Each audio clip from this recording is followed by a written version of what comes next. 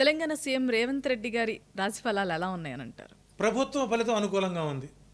So ఏ రాజ్యంలో అయినా సరే ప్రధాన వ్యక్తి యొక్క ఫలితం ఆ, రవి ప్రభావం బలంగా ఉంటుంది. ఆ మంత్రికి, ముఖ్యమంత్రికి ఆత్మస్థైర్యం, ఇందాక విశ్వాసం అనే దానికి ఒక ప్రతిరూపమే రేవంత్ రెడ్డి.